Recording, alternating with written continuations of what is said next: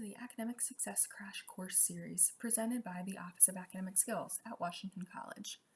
Today's video is breaking down study myths, and we'll go into detail about some of the myths and generalizations we all have about learning and how to study that could really be getting in our way.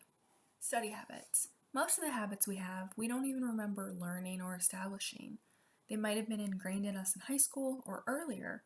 Maybe they developed because of someone else's schedule or experience. Obviously, habits aren't only about learning and studying. We have good habits like brushing our teeth or bad habits like biting our nails. Just like that, study habits can be helpful or harmful. We can also learn them or unlearn them with a little practice and attention.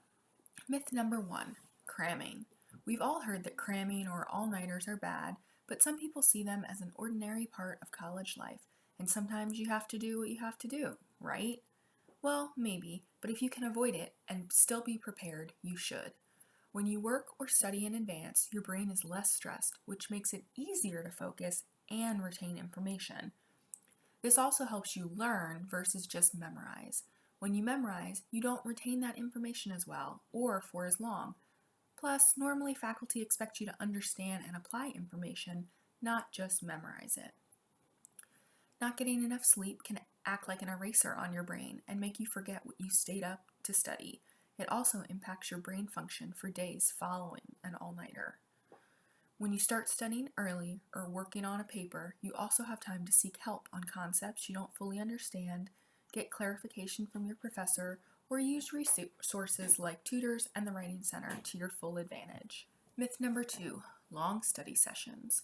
We're not saying that you shouldn't set aside larger blocks of time for studying. There are absolutely tasks that you need to really get into for a longer period of time. But forcing yourself to sit for long stretches of time focused on the same task is not productive. It can be very overwhelming, which can lead to procrastination or avoidance. It can also lead to distractions if you're having to force yourself to tune out other things and when we're stressed. You don't want to pass up the opportunity if you have an open block of time, so try taking timed breaks. Work for a certain period of time and then take a short break to move around, get your blood moving, give your brain and your eyes a break. How long you should work depends on what you're working on and how you actually learn. Some people work more efficiently in 30-minute bursts, and for some people, the sweet spot is 90 minutes. You can also work on one task or one class for 30 minutes and then switch to something new. It helps to keep your brain energized and focused, and when you do this method well and you plan things out well, you'll feel very accomplished. Along the same lines, many people believe that the more time you study, the better grades you'll get. Well, that's only kind of true. There's a limit to the return on your investment, particularly if you don't vary your strategies. Try different learning and studying strategies to find what works best for you. If you find a strategy that cuts your study time in half so you can spend 5 hours instead of 10 hours and still get an A on an exam, why wouldn't you do that? You can spend that extra time on other classes or other priorities. We're all about working smarter, not harder. Taking time to learn about different study hacks or your learning style on your own or with an academic skills tutor is a great investment of your time that will pay off so quickly. Myth number 3, studying better at night. Most people love to sleep in, but the truth is our brains developed to be the sharpest during the day. We can still think and operate at night, but that's more of a survival mechanism than something developed for humans to learn. This can be tricky though, because once you're in a sleep pattern of staying up late and sleeping in, it's hard to break that, and at first, your brain will still feel foggy in the mornings. Think about how you feel at the end of the day, especially after class. Your brain has been processing information all day. It needs a break. You need a break. But if you get some work done in the morning, you can probably get it done faster, if not even better too. Just like we were talking about with working smarter, not harder. Myth number 4, studying with Netflix. Do you study with Netflix, TV, or music on in the background? A ton of people do. You might think it helps you focus or drown out other sounds that you find distracting. Silence can even be distracting. However, when you have that background noise, your brain is actually also trying to focus on your homework and the music or the show. You can study with music on, but studies show it's not as productive and it can interfere with developing an understanding and you may retain less information, and it will take longer. One study found that studying with a TV show on can make you feel emotionally satisfied, but won't help you fulfill your full learning potential. So it feels a little bit better, but long term isn't really helpful. What we suggest is trying music or sound without words that your brain will process differently. Try different apps or websites, or iTunes or Spotify to find things like white noise, calming music, classical music, or movie scores, because that music tends to not have lyrics. Studies have shown that classical music can stimulate the parts of our brain that help us learn. Myth number 5, I don't need to take notes. When you're reading a textbook or articles, it can feel like a distraction or waste of time to take notes, or in class it can feel like a distraction. Sure, it takes a little more brain power and focus, but that effort pays off. Active learning is an important strategy. Just hearing or just reading something, our brains don't retain that information as well as if we hear it, read it, and write it.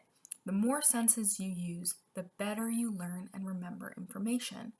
Especially in remote courses, taking notes during lecture or discussion, whether it's live or pre-recorded, can help your brain stay focused and engaged. It's also a time saver. You can go back and review your notes rather than rereading a whole chapter or trying to remember something that your professor said a month ago. Rewriting and reorganizing notes is also a good way to review and reinforce material in my classes. The strategies you use to learn or complete assignments in one class won't always work in others. In one class, rereading the textbook and notes might work well, but in something like a math class, you'll need to do practice problems. That concept applies to different people too. Don't stick with one method just because it's worked before, has worked for a friend or a classmate. Also, different faculty teach differently, and they have different expectations of what you'll learn and how you'll demonstrate your learning, from lab reports to exams to papers to presentations or group projects. So try different strategies. The academic skills tutors are a great resource to explore what works for you for different classes. It's smart to start with something that has worked before, but tweak it to make it the most efficient for you now. Myth number 7, this material feels familiar. I must already know it. Have you ever made vocab flashcards, gone over them, felt like you knew all the words, and then got stumped later on? When you just look at the word without ensuring that you definitely know the definition or translation by writing it down, your brain sends the message that you've heard or seen that word before, but that's different than actually knowing what it means. Or maybe you kind of know it, but not well enough to explain it. I generally know what mitosis is, but I sure couldn't explain it to you. Make sure you test yourself instead of relying on that feeling that you know something. It's also a good opportunity to ask about material in different ways and explain it in different ways, since you won't know exactly how your professor will ask about it on a test. Here are some takeaways I hope you got from this crash course. Everyone is different. A habit or learning strategy that works for you might not work for a friend, or even for you in another class. There are ways that help you learn more efficiently, meaning it takes less time and you learn it even better.